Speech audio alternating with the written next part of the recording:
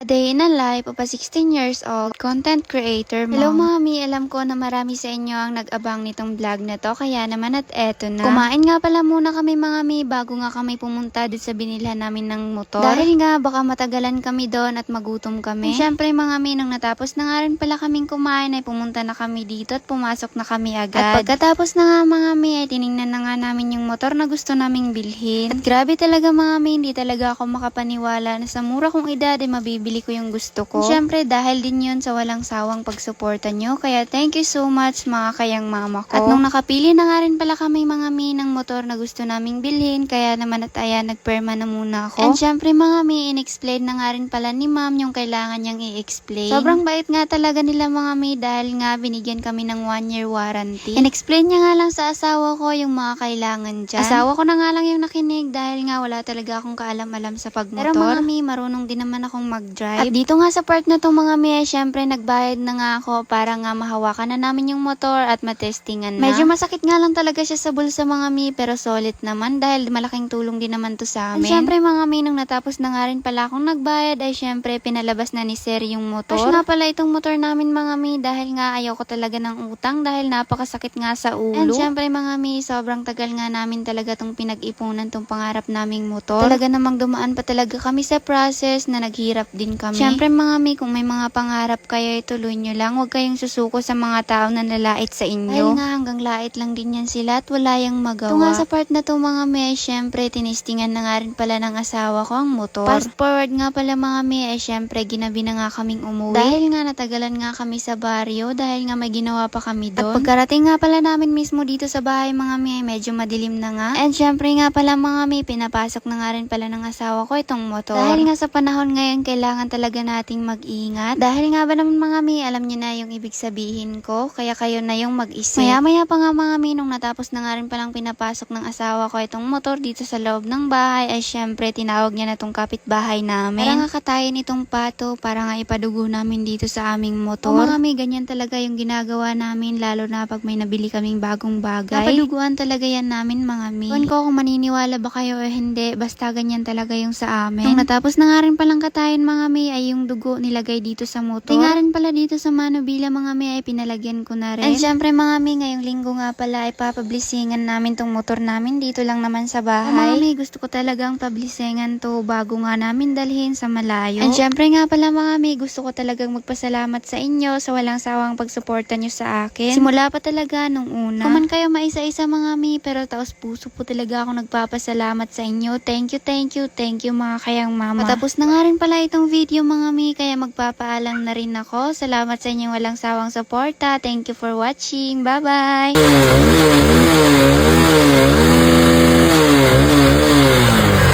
Hi be, gusto mo bang ako-withdraw ng ganito kalaking pera? Ayan no, 36,000. Sa loob lang yan ng 2 araw. Ipinasjili mo na yan be.